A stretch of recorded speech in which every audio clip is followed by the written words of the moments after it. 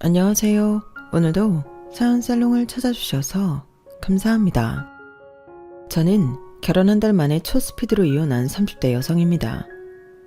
이혼한 지는 벌써 올해로 1년 반이 다 되어가는데 하마터면 졸지에 제가 낳지도 않은 아이를 키우며 제 인생을 망칠 뻔했어요. 그리고 지금까지도 너무 후회스러운 게 결혼 전 미리 혼인신고를 했다는 거였는데요. 다도직입적으로 결혼을 앞두고 계신 예비 신랑 신부 혹은 혼주분들이 계신다면 혼인신고는 꼭 결혼 후에 3개월에서 6개월 정도는 살아보고 하라고 말씀드리고 싶네요. 평생을 함께 하겠다고 쓰는 게 혼인신고잖아요. 그럼 어느 정도는 살아보고 결정하는 게 맞는 것 같은데 저도 그렇지만 우리나라는 그 중요한 혼인신고를 너무 가볍게 생각하는 것 같더라고요. 그리고 제 경우는 시어머님이 어디서 점을 보셨는데 한날을 딱 찍으시며 그날이야말로 저희 부부가 부부의 연을 맺으면 너무 좋은 날이라고 결혼식을 못 올리면 혼인신고라도 하라고 신신당부를 해서 결혼식 날짜보다 더 빨리 혼인신고를 하게 되었는데요. 그땐 이미 저희가 결혼식 날짜를 다 잡고 청첩장이니 예식장이니 모든 것이 정해진 후라 그랬어요. 그 날짜가 아무리 좋다고 해도 다 정해진 일정을 바꿀 수가 없었거든요. 그래서 결혼식은 형식일 뿐 진짜 날짜는 혼인신고하는 날이라고 그날 가서 혼인신고를 하라고 하셨는데요. 혼인신고 하러 가기 전 대접에 물 떠놓고 간이혼례도 했어요. 예전에는 왜 물 떠놓고 결혼했다고 하잖아요. 그걸 제가 해보다니. 지금 생각해도 어이가 없었는데 그래도 그때는 어차피 할 결혼이었고 시어머니 되실 분이 하는 게 좋다고 하도 고집을 부리시니 좋은 게 좋은 거라고 시키는 대로 다 했어요. 뭐 크게 어려운 일이 아니라 결정하는데 힘들지도 않았고요. 하지만 이게 제 발목을 잡을 거라는 건 그때 당시 생각지 못했는데요. 그렇게 남편과 결혼식을 올리고 신혼여행을 다녀왔을 때 저는 충격적인 얘기를 듣게 되었어요. 저랑 남편은 동갑내기 친구로 처음 인연이 시작되었어요. 그래서 친구일 때부터 남편에게 3살 위 형이 있다는 걸 알게 되었는데요. 그 형이라는 사람이 몇 번 보지 않았지만 진짜 굉장한 사람이었어요. 뭐가 그렇게 굉장하냐면 외모가 굉장했죠. 누가 봐도 연예인을 해야 하는 그런 외모였는데요. 그래서 실제로 길거리 캐스팅 같은 것도 많이 받았다고 알고 있어요. 그러니 쫓아다니는 여자들도 엄청 많았었죠. 그런데 참 세상은 공평한 게 저렇게 훌륭한 외모를 가진 아주버님은 말수도 없지만 말만 하면 깨는 사람이었는데 이런 말하면 이해하실 수 있을지 모르겠지만 대화를 몇 마디 나누면 저 사람이 굉장히 무식하다는 걸 알 수 있었어요. 사람이 말을 한마디도 하지 않고 살 수는 없잖아요.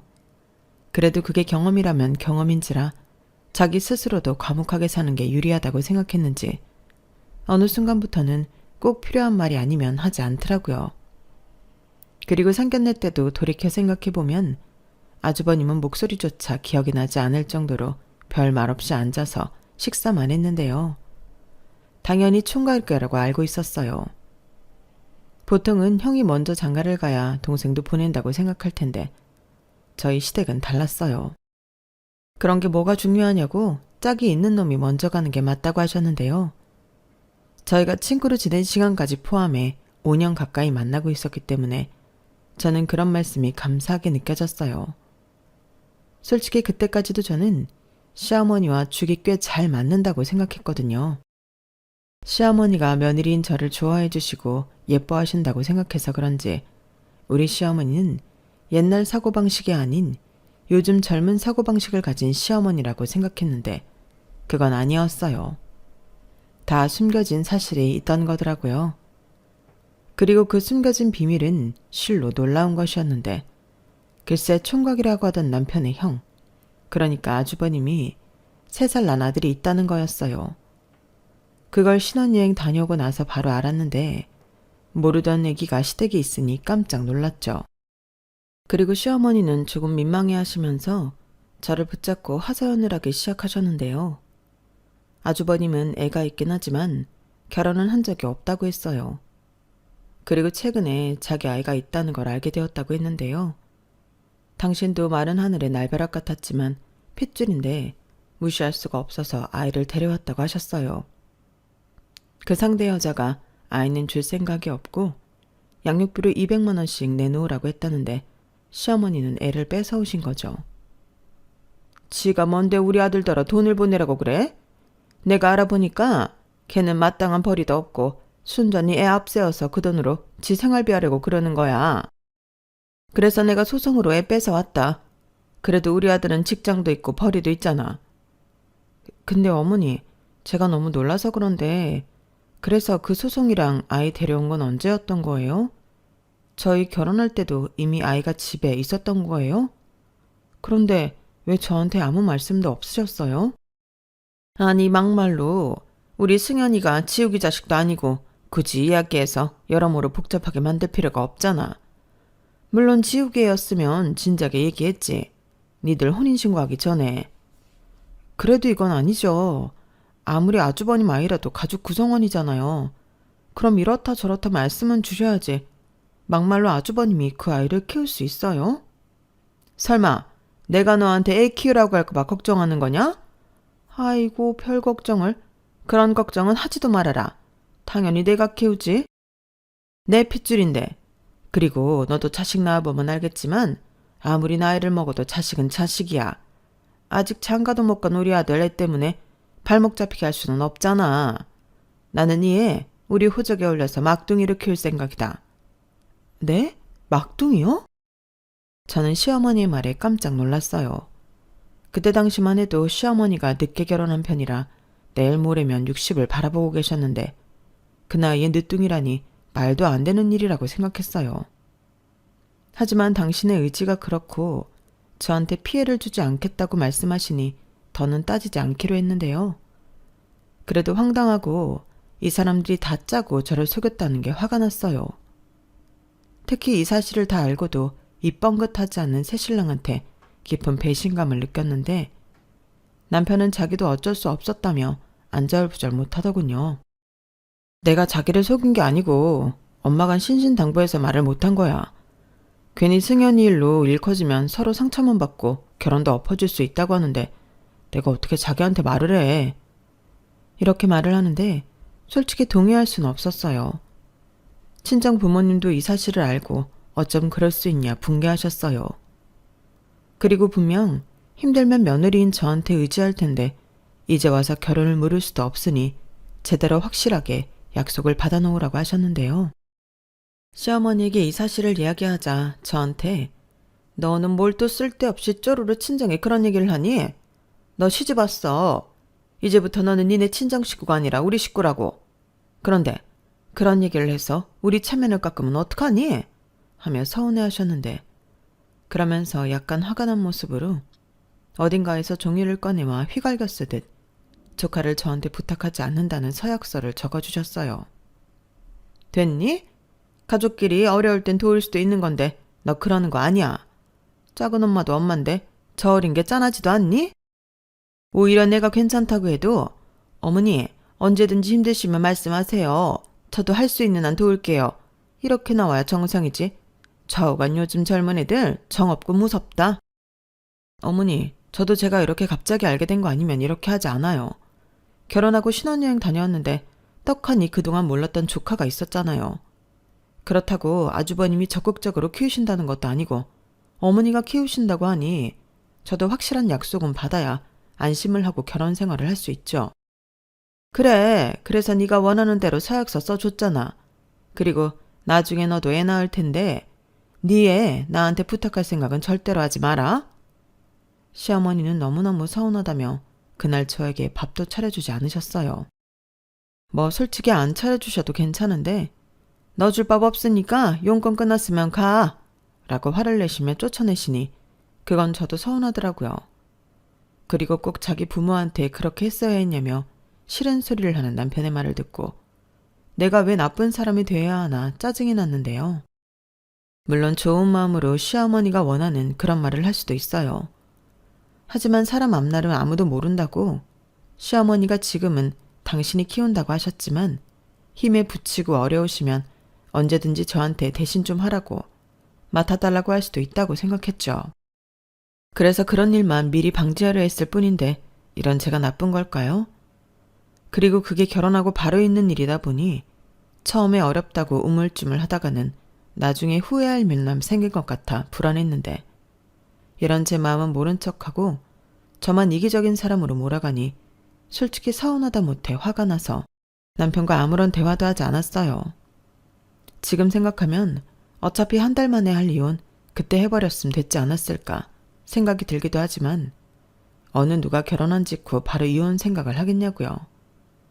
그래서 애써 그 상황을 꾸역꾸역 받아들이고 있는 과정이었는데 그날 이후부터 남편과도 냉전을 벌이고 있었죠. 아니 결혼한 지 얼마나 됐다고 신혼부부가 이렇게 지내나. 저는 하루에도 수십 번 서운함이 폭발했는데 남편은 그런 저에게 염장만 질렀어요. 내가 볼 땐 자기는 다른 여자들이랑 다르게 모성애가 없는 것 같아. 나중에 우리 아기를 낳아도 진짜 걱정이다. 이렇게 시비를 걸었는데요. 이러려고 결혼한 게 아니었는데 이게 뭐 하는 짓인가 혼란스러웠어요. 그런데 그런 가운데 갑자기 친정아빠가 쓰러지셨다는 연락을 받게 되었고 저는 놀란 마음에 친정아빠가 계신다는 병원 응급실로 달려갔는데 저희 아빠가 평소 기저질환이 있는 것도 아니고 건강하셨거든요. 그래서 더 깜짝 놀라 초조한 마음으로 검사 결과를 기다렸더니 급성 뇌경색이라고 하더군요. 다행히 골든타임 안에 병원에 도착해 위험한 고비는 넘겼다고 했는데 여러 가지 후유증이 생길 수 있다며 병원에서는 예후를 지켜봐야 한다고 했어요. 순간 친정엄마도 저도 또 제 동생도 심각한 얼굴이 되었는데 하필이면 타이밍도 좋게 그때였어요. 시어머니한테서 연락이 오는 거예요. 그래서 전화를 받았더니 얘 어떡하니? 승현이가 열이 펄펄 난다. 이럴 때는 어떻게 해야 해? 라며 시어머니가 어쩔 줄 몰라 하셨어요. 아니 제가 애를 키워본 것도 아니고 그런 상황이면 당연히 병원에 가야 하는 거 아닌가요? 그래서 당황하신 것 같은데 진정하시고 아직 소아과 진료 안 끝났을 것 같으니 병원부터 가보시라 말씀드렸는데요. 시어머니는 불같이 화를 내시며 저한테 다그치셨어요. 너도 참 매정하다. 이런 상황이면 네가 튀어와야지. 나덜 어쩌라고. 이렇게 언성을 높이셨어요. 물론 회사에 있다면 시어머니가 곤란한 상황이시니 그럴 수도 있겠지만 그때는 친정아빠가 먼저였기에 저는 상황 이야기를 드렸어요. 그리고 정 그렇게 혼자 소아과 가기 힘드시면 남편한테 연락을 해보시라 말씀드렸더니 돌아오는 말은 어이가 없는 소리였죠. 걔는 지금 일하느라 바쁘잖아. 그리고 남자가 뭘 하니? 라고 하시는데 그럼 저는 뭘 하냐고요. 게다가 사돈이 쓰러져서 응급실에 와 있다고 하면 걱정해 주는 게 먼저이지 않나요? 그런데 저희 시어머니는 그런 말씀은 하나도 없이 무조건 제가 와야 한다고 고집을 피우셨는데 그땐 저도 서운하다 못해 화가 나서 서약서 쓰신 거 잊었냐고 저는 친정아버지가 먼저라고 말씀드리고 전화를 끊었어요. 그리고 아무리 생각해도 시어머니가 남편한테 연락하진 않을 것 같아 제가 남편한테 연락을 했는데요. 그러면서 친정아빠가 쓰러지신 것도 자연스럽게 얘기했죠. 그런데 이 인간은 자기가 지금 엄청 중요한 미팅 중이라며 용건만 간단히 하라고 했고 그 말에 빈정이 상한 저는 네 조카가 열이 나서 니네 엄마가 허둥지둥 하고 계시니 소아과를 같이 가던 말던 알아서 하라고 정말 간단 명료하게 용건만 전달하고 전화를 끊었어요. 그리고 밤 9시 정도가 되었을 때 혹시 몰라 친정아빠는 병원에 입원하시고 저는 몸도 마음도 녹초가 되어 집에 돌아왔는데요. 집에 돌아오니 혼자 거실에서 라면을 먹고 있는 남편이 보였어요. 솔직히 남편이 소아과에 다녀왔는지 궁금하지도 않았는데 제가 욕실과 주방을 왔다 갔다 하고 있으니 남편이 먼저 말을 하기 시작하더라고요. 들어보니 시어머니와 소아과에 다녀온 것 같았는데요. 문제는 그 뒤에 오는 말이었어요. 자기가 중요한 미팅 중이었는데 조카 때문에 일을 망쳤다고 입이 대빨 나왔더라고요. 그리고 너는 조카가 열이 펄펄 난다고 하는데 걱정도 되지 않았냐며 신경을 긁길래 저도 짜증이 나서 그러는 너는 장인이 쓰러져서 응급실에 갔는데 걱정이 안 되냐고 똑같이 말을 했죠. 그러자 자기가 오늘 미팅을 망쳐서 그런 정신까지 없었다며 자기가 이렇게 일하는 중에 집안일을 신경 써야겠냐고 아주 어이없는 말을 했는데 저 소리가 무슨 뜻이겠어요?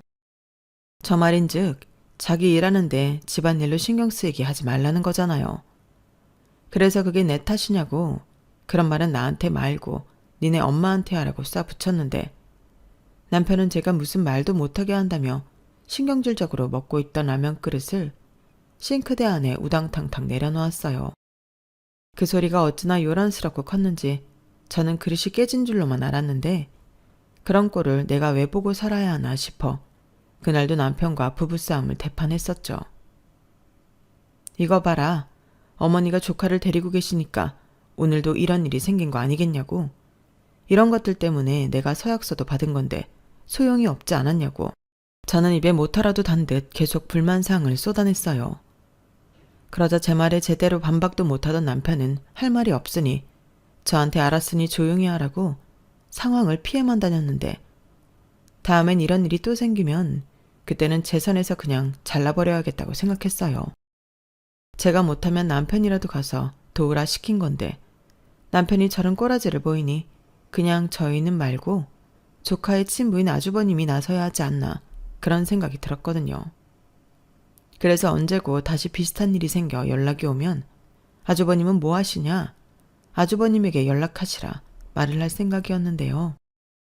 한 번은 정말 황당한 연락을 받게 되었어요. 그때가 일주일 정도 지났을 때였는데 열감기가 모두 나은 조카가 그날 이후 잠을 도통 자지 않는다며 저더러 도와달라고 하시더라고요. 전에는 약 때문인지 잘만 자더니 이젠 잠도 안 자고 밤새 부채기만 한다. 나는 벌써 여기저기 안 아픈 데가 없고 요즘 잘 먹지도 못하고 잠도 잘 못 잤더니 몸이 쇠약해져서 쓰러지기 일보 직전이야. 내가 서약서를 쓰긴 했다만 너 이러다 시어머니 초상 치른다. 그러지 말고 네가 회사 한 3일 정도 휴가 내고 우리 승현이 좀 데려다가 돌봐줘라. 아니 이참에 네가 키워주면 더 좋고. 네? 말도 안 돼요. 무슨 휴가를 3일 했으며 이제 와서 애를 저한테 떠미세요. 죄송하지만 다 안 될 일이고요. 당장 오늘도 급한 업무들이 많아서 그럴 여유가 없어요. 그리고 어머님 말씀대로 서약서도 쓰셨는데 이러시면 곤란하죠. 아주버님은 뭐 하시는데요? 저는 이럴까봐 서약서도 받은 건데요. 걔는 바쁘지. 그리고 너는 작은 엄마잖아. 작은 엄마도 뭐 엄마 아니니? 엄마가 할머니보다 훨씬 낫지. 그러지 말고 네가 내일부터 애 좀 봐. 내가 정말 죽을 것 같아서 그렇다. 어머니, 전 그러시면 고집 피우지 마시고 그냥 승현이 엄마한테 보내요. 양육비 주면 되죠. 이러다가는 어머니도 쓰러지시고 저랑은 사이만 더 나빠지실 거예요. 뭐야? 너는 지금 내 손자를 어떤 기집애인지도 모르는 애한테 주라는 말이냐? 거기에 매달 돈까지 보내면서? 나는 그럴 수 없다. 그럼 뭐 어쩔 수 없죠.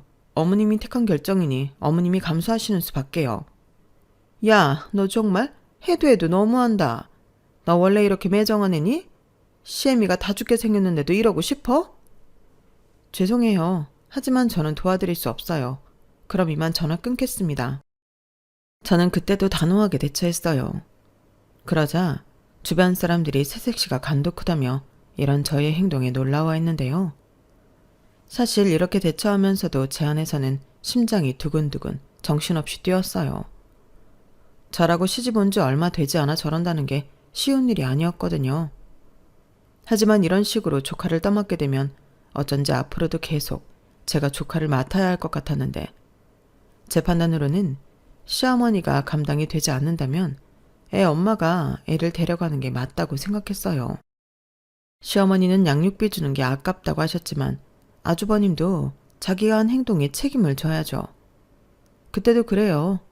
시어머니가 그렇게 자기 아들 때문에 힘들어하면 아주버님이 방법을 강구해야 하는 게 맞는 거잖아요.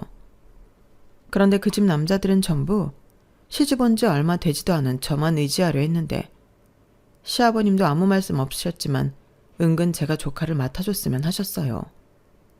어차피 애 생기면 애 낳아 키워야 하는데 하나나 둘이나 똑같지 않냐고.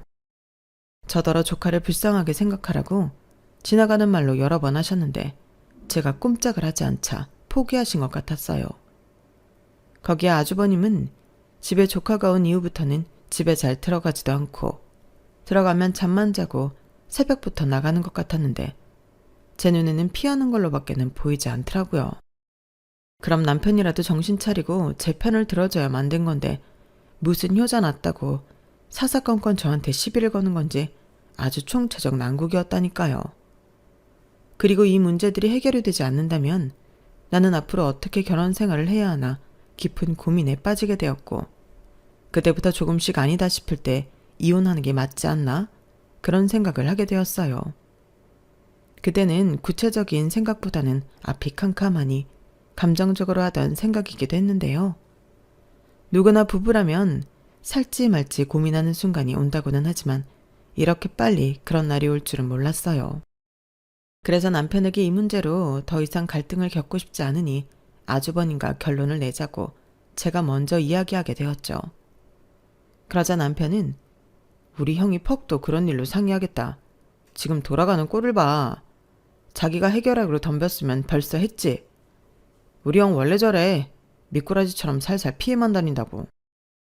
라며 쓸데없는 짓이라고 제 말을 잘라버렸는데요. 그럼 어쩌냐고 이렇게 계속 어머니가 보시고 어머니가 힘들다고 하면 내가 봐야 하는 거냐고 저도 답답한 마음에 남편을 다그쳤죠. 그러자 남편은 어차피 애 안 본다고 지금까지 버텼잖아. 계속 그렇게 해. 그럼 우리 엄마가 알아서 하겠지. 어린이집에 보낸다고 하던데 그럼 된 거 아냐? 나도 내 조카인데 그의 엄마가 데려가는 건 싫더라. 우리 집 핏줄이잖아. 라며 저더러 그냥 하던 대로 쭉 하라고 살짝 빈정거리며 말했어요. 저는 좋은 뜻으로 방법을 찾자고 한 말이었는데 제 마음만 상하게 되었죠. 그래서 이후에도 우리는 신혼이라고 말하면 아무도 믿지 못할 만큼 서로에게 관심을 두지 않고 살았는데요. 그러던 어느 날 새벽 4시부터 시어머니의 전화가 울리기 시작했어요. 조카의 몸에 두드러기가 잔뜩 올라왔다며 놀라셔서 연락을 하셨더라고요. 그래서 저도 잘 모르니 일단 응급실이라도 가보시라 말씀을 드렸는데 시어머니가 다 필요 없고 저더러 와서 아이를 데리고 응급실에 다녀오라고 또 억지를 부리시더라고요. 그래서 그럴 시간이면 응급실에 한시라도 더 빨리 가서 원인을 아는 게 더 낫지 않겠냐고. 시아버님이나 아주버님 계시면 그 차 타고 빨리 가보시라. 그럼 저도 출근 전에 병원에 들려보겠다고 말씀드렸는데 시어머니는 입한국에도 남한테 미룰 생각이냐며 엄청 화를 내시더라고요. 정말 아닌 밤중에 홍두깨라고 새벽부터 날벼락을 맞은 저였는데요. 그래서 저도 목소리를 좀 높여 어머니야말로 그만 좀 하세요. 제가 애를 키워봤어요? 아니면 제가 소아과 의사예요? 왜 저만 자꾸 부르시는 건데요? 저도 애가 왜 두드러기가 나는지 몰라요. 그래서 응급실에 가시라고 저도 이따가 따라가겠다고 말씀드린 건데 뭐가 잘못됐나요? 왜 저한테만 화를 내세요? 라고 한껏 제 억울함을 토로했는데 시어머니는 제가 갑자기 소리를 높이기 시작하자 자기 아들 깨겠다며 목소리를 낮추라 하셨어요. 아니, 남의 집 딸은 새벽부터 깨워놓고 당신 아들은 깨면 안 된다는 게 이게 말이나 되는 소리냐고요. 그리고 그 말을 듣는 순간 더는 못해먹겠다는 생각이 들어 저는 신경질적으로 이렇게 말했어요. 어머니, 저 시집 온 지 아직 한 달도 안 됐어요. 제가 이렇게 살려고 어머니 아들이랑 결혼한 게 아니거든요. 서약서를 썼는데도 이 정도면 그 서약서도 안 썼음. 저희 집 앞에 승현이 놓고 가셨을 것 같아요. 그래서 하는 말인데 더 이상 승현이 일로 저한테 연락하지 않으셨으면 좋겠어요. 오늘 응급실을 가던 말던 그건 어머님이 알아서 하시고요. 저도 어머니 아들처럼 회사 출근해야 해서 더 잘 테니 전화하지 마세요. 뭐야? 너 간밤에 뭐 잘못 먹었냐? 너랑 우리 아들이 같아? 너는 여자잖아. 아무리 네가 회사를 다니고 우리 아들처럼 똑같이 사회생활을 한다고 해도 가정이 있는 여자는 가족을 돌보는 게 우선이야. 그러니까 잘말 말고 얼른 튀어와. 억지 좀 그만 부리세요. 저희 집에서 어머니 집까지 차로 40분이에요. 그럼 그 시간에 그냥 응급실 가는 게 애를 위해서라도 낫죠. 어머니는 왜 자꾸 뭐가 중요한지 잊어버리세요? 애 엄마가 키우는 게 싫어서 뺏어오셨으면 어머님이 다 감수하셔야 하는 거예요. 그리고 지금도 애를 먼저 생각하셨으면 저한테 이런 전화로 실랑이 하실 게 아니라 당장 애 아빠한테 응급실 가져가 하시는 게 맞다고요. 저는 저도 모르게 흥분해서 목소리가 점점 더 커졌어요. 그러자 남편도 잠에서 깨어 일어났는데 무슨 일이냐고? 남편이 말을 하자 그 목소리를 들으셨는지 시어머니가 갑자기 울기 시작하시는 거예요. 그땐 어찌나 당황스럽던지 저도 덩달아 당황해서 아무 말도 못했는데 그때를 놓칠세라 시어머니는 왜 자꾸 자기한테만 뭐라고 하냐고, 자기도 애 키우는 게 너무 오랜만이라 힘들고 무서워서 하나뿐인 며느리한테 의지하는 건데 자기 마음도 몰라준다며 완전 대성통곡을 하기 시작하셨는데요. 그러면서 네 새끼라도 이렇게 할 거냐고, 이번에는 엄마 없는 자기 장손이 불쌍하다고 혼신의 눈물 연기를 보이셨어요. 얼마나 리얼한지 이게 전화라는 게 아쉬울 정도였어요. 그런데 남편은 제가 자기 엄마한테 너무하다고 생각했는지 전화를 낚아채서 말도 없이 끊어버렸는데, 그리고는 굉장히 신경질적인 말투로 진짜 작작 좀 해라. 그냥 좀 한 번 정도는 우리 엄마가 하라는 대로 해주면 안 돼? 아니, 이 정도도 시어머니를 위하지 않을 거면 도대체 결혼을 왜 했어? 그냥 고아랑 하지. 왜 나랑 했냐고. 라며 화를 내는데, 그러게요. 제가 왜 이놈이랑 결혼을 해서 새벽 대바람부터 이딴 소리나 듣고 있는지 결혼한 걸 후회했어요. 그리고 그때부터는 진지하게 이혼을 생각하게 되었는데요. 제일 먼저 친정에 이런 제 마음을 알렸어요. 뭐 당연히 부모님은 놀라서 신중하게 생각해보라고 저를 말리기도 했는데요. 이게 신중하게 생각한다고 달라질 일이야? 어머니는 처음부터 당신이 애를 키울 생각이 없었어. 뭐? 무섭고 의지하고 싶어서 그러신다고? 그래서 한 번, 두 번 들어드리면 그땐 아마 작은 엄마도 엄마니까 네가 키우라고 하시겠지. 그래서 결혼한 지 한 달도 안 됐는데 정말로 이혼한다고? 너 그거 사람들이 알면 두고두고 꼬리표처럼 너 괴롭힐 빌미야. 됐어. 그런 거 무서웠으면 이런 생각도 안 해. 나는 결심했으니까 엄마 아빠는 그렇게 알고 있어. 그리고 뭐? 우리가 더 놀랄 일이 아직 남았냐? 미안하다고. 잘 살겠다고 결혼했는데 이렇게 돼서 정말 미안해. 나야 꼬리표가 붙든 말든 상관없는데 엄마 아빠도 같이 싸잡아서 이상한 소리 듣게 될지도 모르잖아. 그걸 알면서도 이혼하겠다는 거잖아. 됐어 그럼. 네가 그 정도로 힘들다고 하는데 무슨 부귀영화를 누리겠다고. 정말 영 아니다 싶으면 얼른 정리해. 고마워. 엄마 아빠가 그렇게 말해주니까 숨통이 트이는 것 같다. 저희 친정은 제가 이혼하겠다는 결심을 전한 뒤로 분위기가 많이 가라앉았어요. 아빠는 괜찮다고 제가 힘들지 않는 게 중요하다고 하셨지만 어쩐지 엄마는 심정이 복잡한 것 같더라고요. 하지만 이미 남편과 시댁의 오만 정이 떨어진 저는 한시도 그들과 엮여있고 싶지 않았는데요. 그래서 합의 이혼 서류를 작성해 남편 앞에 내밀었죠. 그러자 이게 무슨 짓이냐며 남편이 불같이 화를 냈는데요. 저는 그 기세에 전혀 굴하지 않았어요. 이혼을 결심했을 때 남편이 이렇게 나올 거라는 걸 모르지 않았거든요. 그리고 제 예상대로 남편이 반응하자 우리 부부에게 더 이상 희망 같은 건 없겠다는 씁쓸한 생각도 따라 들었는데, 그래서 더 미련 없이 저는 제 할 말을 하게 되었어요. 내가 전에 분명히 서약서 받고 얘기했지. 근데 지켜주지 않았잖아. 결국엔 그 숨겨놓은 조카 때문에 나까지 들들 볶이고 자기랑도 신혼잼이 하나도 없이 맨날 싸우는데 이게 정상적인 결혼 생활이야? 그걸 왜 나한테 따져. 자기가 너무 빡빡하게 선 긋고 그러니까 계속 문제가 생기는 거지. 그래서 이게 전부 내 탓이라는 거야? 결혼 전부터 식구들이 짜고 날 속였잖아. 그뿐이야? 당신 어머니는 말은 안 했지만 내가 시집 오면 당신 혼자 나한테 떠밀 생각이었다고. 소설 쓰지 마. 우리 엄마가 왜 자기한테 그래? 아니, 식구끼리 좀 돕고 살면 안 돼? 아니, 사람이 왜 그렇게 매정해? 혹시 알아?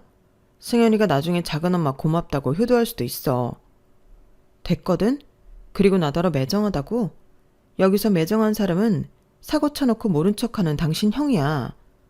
자기가 책임 못 질 것 같았으면 애 엄마한테 맡기고 양육비를 주면 그만이지. 그 돈이 아깝다고 그렇게 애를 할머니 손에 맡기는 게 맞아? 어머님도 그래.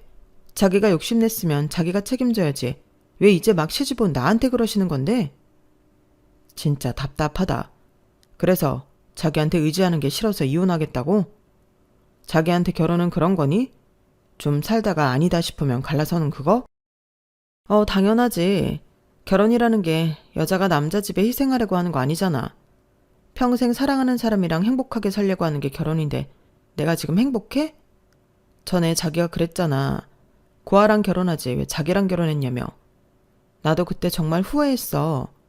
내가 왜 자기랑 결혼했니? 아무튼 나는 이혼할 생각 전혀 없으니까 이딴 서류 다시는 가져오지 마. 조카 돌보기 싫어서 이혼하겠다니.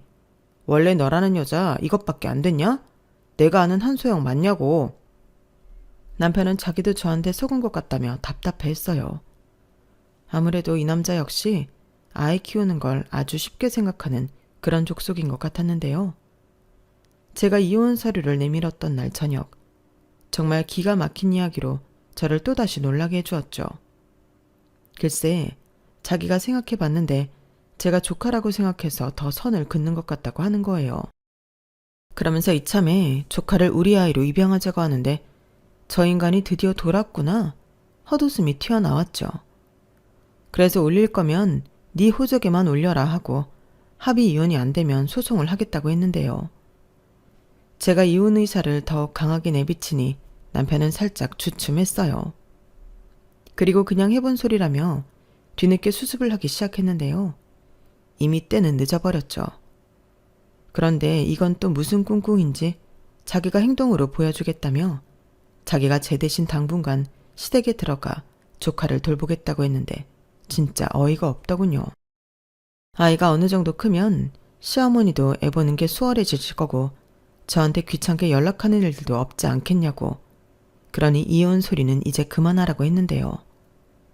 저는 그래도 이 인간이 저랑 헤어지고 싶지 않아 말 같지 않은 소리이긴 하나 뭔가 노력을 하는 줄 알았어요. 그런데요, 이 인간은 그런 것도 아니었어요. 자기가 시댁에 들어가 지내면 집에 생활비를 내놓을 필요가 없지 않냐고 생활비를 주지 않겠다고 하더라고요. 저는 기가 찼어요. 사실 이 이야기를 하려면 저희가 결혼할 때 이야기를 잠깐 해야 하는데요. 막상 결혼을 하려고 했을 때 남편과 제 기준이 달랐던 건지 몰라도 제 생각보다 남편이 모았다는 돈이 턱없이 적더라고요. 솔직히 무슨 이 돈으로 결혼을 하자고 하나 결혼을 미룰까도 고민했는데 남편은 결혼은 마음이 있을 때 해야 하는 거라며 안 그러면 모든 것이 흐지부지 된다고 없으면 없는 대로 시작하자고 고집을 부렸어요. 당신은 저도 남편을 많이 좋아할 때라 돈과 별개로 결혼은 하고 싶었는데요. 그래서 신혼집 전세 보증금을 제가 모은 돈에서 해결을 했어요. 부족한 돈은 친정에서 도와주시기도 했는데 그래서 계약할 때 제 이름으로 계약을 했죠.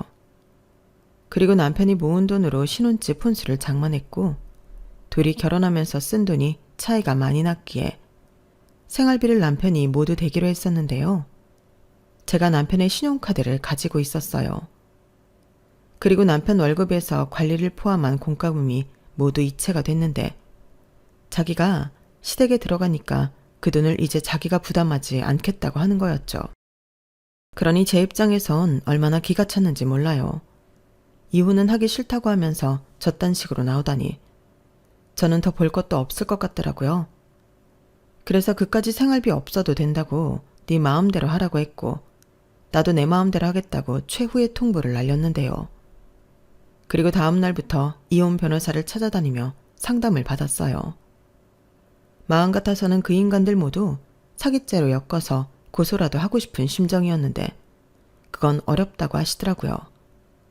대신 계획적으로 며느리인 저를 속였고 서약서를 썼음에도 저에게 계속 조카 양육을 떠민 점은 이혼 사유가 될 수 있다고 하셨는데요. 무엇보다 남편이 제 편이 아닌 시댁 편을 들며 신혼집에서 나간다고 했으니 혼인 파탄의 원인은 남편에게 있다고 주장할 수 있다고 하시더라고요. 그래서 저는 최대한 할 수 있는 건 다 하고 싶다고 제 의사를 전달했고 시댁 주소로 남편에게 이혼 소장을 보냈는데 그걸 시어머니가 보셨나 보더라고요. 그리고 저에게 전화해서 놀라셨는지 앞으로는 조카 일로 저에게 연락하지 않겠다며 아들도 돌려보낼 테니 둘이서만 잘 살라고 하셨는데요. 제 마음은 그럼에도 불구하고 움직이지 않더군요.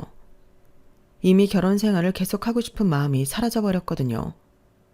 게다가 신혼집도 어차피 남편 돈 하나도 들어가지 않은 제 집이었고 신혼 살림은 새 것과 다름이 없으니 몽땅 시댁으로 보내버리면 그만이었는데요.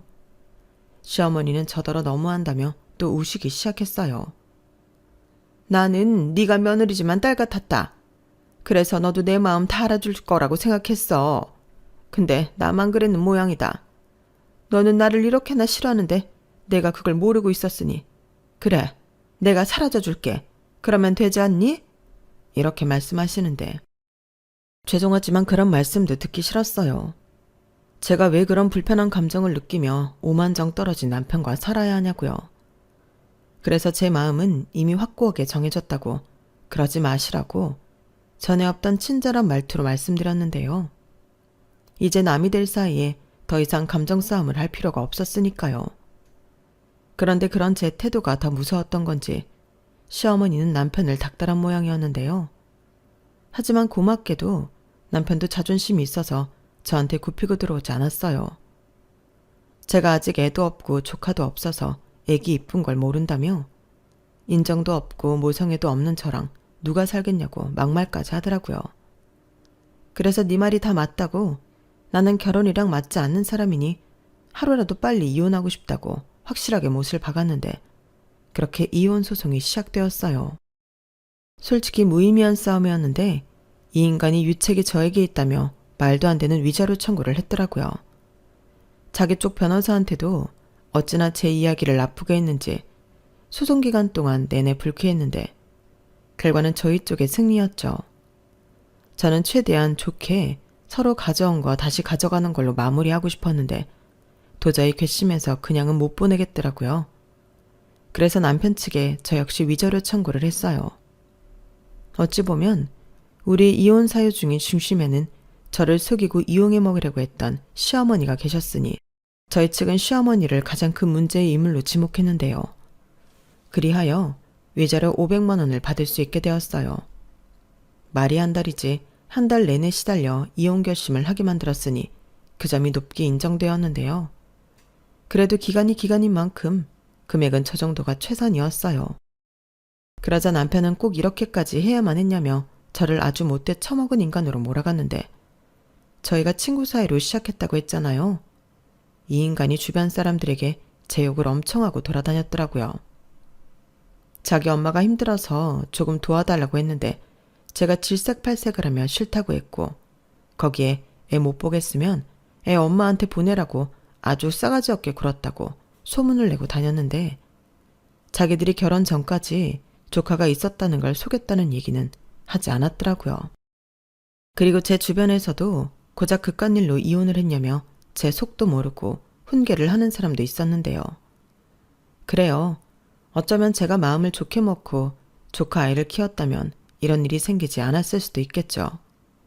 그런데 조카에겐 엄연히 책임져야 할 부모가 있는데 왜 제가 욕을 먹어야 하는 건지 모르겠더라고요. 그리고 한 번이 쉽지 제가 당신 뜻대로 하면 시어머니는 앞으로 저에게 어떤 걸 요구하실지 모를 일이었는데 이게 저의 지나친 과대망상일 수도 있겠지만 결혼 준비하는 동안 내내 저를 속였던 시어머니와 남편을 생각하면 충분히 더한 일도 할 수 있을 거라고 생각했어요. 그러니 이런 마음으로 무슨 결혼 생활을 지속하겠어요. 저는 저를 위해서 이건 아니라고 판단했어요. 남들이 뭐라고 하든 제일 중요한 건 제 마음이라고 생각했죠. 그래서 주변에서 뭐라고 하든 신경을 끄고 저는 저대로 이혼 후의 생활에 집중하기 시작했는데요. 그러니 소문은 더 일파만파 번져가더군요. 제가 어떤 반응도 보이지 않는 게 제가 그 모든 소문이 사실이기 때문에 그렇다면서요. 그래서 어디까지나 유심히 지켜보다 저는 허위사실 유포 및 명예훼손으로 저 남편은 그 인간을 고소하기에 이르렀는데요. 고소한 사실을 주변 사람들에게도 알렸어요. 그들도 진실을 알아야 하니까요. 그리고 그럼에도 불구하고 저를 욕할 사람은 욕하라고 남겨둔 채 남편에겐 그 어떤 합의도 없이 법대로 하겠다 통보했더니 자기가 무슨 허위사실을 유포했냐고 제가 조카를 싫어하고 자기 가족을 싫어해 이 사단을 만들지 않았냐고 적반하장으로 나오더군요. 그래서 저는 나야말로 왜 니네 가족을 싫어하겠냐고, 싫어하게끔 만들어 그런 거 아니냐고 맞받아 쳤는데요. 그러면서 저는 너무 궁금해서 남편한테 물었어요. 그럼 내가 네 조카 입양해서 키우고 니네 가족한테 고분고분거리며 사는 게 맞는 거냐고 대답 똑바로 해보라고 말했죠. 그러자 남편은 누가 꼭 그러라고 했냐며 제대로 대답을 하지 못했는데요. 그게 정답이었어요. 저들은 제가 그러길 바랬던 거잖아요. 그런데 제가 싫다고 질색팔색을 하고 거기에 이혼 소송까지 했으니 그게 괘씸했다는 건데, 아니 제가 싫어서 못하겠다고 이혼한 건데 괘씸하고 말 게 뭐 있냐는 소리죠. 그렇게 남편이 퍼뜨린 소문은 잠잠해졌어요. 그리고 그 이후부터는 오히려 남편만 양심 없는 인간으로 찍혀서 친구들 사이에서 매장되었는데요. 그건 뭐 자업자득이니 제가 어쩔 수 있는 게 아니었죠. 그리고 저는 아직은 계약 기간이 남아 신혼집이었던 집에서 지내고 있는데, 기간이 다 되면 그 보증금 찾아 다른 곳으로 이사 갈 예정입니다. 그래서 현재 돈도 열심히 모으고 있고요. 앞으로의 제 삶을 위해 모든 최선을 다하며 살고 싶은 마음이에요. 그리고 가끔 반갑지 않은 문자가 오기도 하는데, 결혼 후 효자 노릇을 하려고 했던 전 남편이 힘들다며 장문의 글을 보내더라고요. 딱 보면 술 먹고 쓴 글 같았는데 취중 진담이라고 그 조카 때문에 많이 힘든가 봅니다. 친부인 아주버님은 다른 여자한테 꽂혀서 집을 나갔다고 하는데, 저러다 또 어디서 애라도 덜컥 만들어 올지 모르겠어요. 그럼 그 손주 욕심 많은 아주머니와 그 뒤치다꺼리할 그 둘째 아들만 죽어날 텐데, 부디 그 이쁜 조카들 키우며 등골 휘어지게 행복하길 바랍니다. 이상 제 사연은 여기까지였어요. 여러분들도 혹시 제가 정도 없고 성급했다고 생각하시나요? 가끔은 다른 선택을 했다면 내 인생이 어땠을까, 이런 생각을 해볼 때도 있었는데요. 결과적으로 저는 제 선택을 후회하지 않습니다. 그리고 진심으로 조카였던 그 아이를 생각하면 딱하다고 생각하는데, 여기서 문제는 어른들이 조카를 위한 선택이 아닌 자기들을 위한 선택을 했다는 거예요. 그래서 그 부분을 이야기하고 아이를 키우고 싶어 했던 친모에게 아이를 돌려주는 것이 맞다고 생각했던 저였는데, 뭐 자기 핏줄이라 안 된다고 하는데 제가 무슨 힘이 있겠냐고요. 그러니 그 선택 본인들이 책임지시라 한 것뿐인데, 이런 게 이기적인 거라면 저는 그냥 욕을 먹겠습니다. 차라리 그 편이 더 나을 것 같거든요. 그렇기 때문에 저는 지금까지도 후회의 마음이 없는데요. 오지랖인 것 같긴 하지만 조카였던 그 아이만큼은 이기적인 어른들로 하여금 상처받지 않았으면 좋겠네요.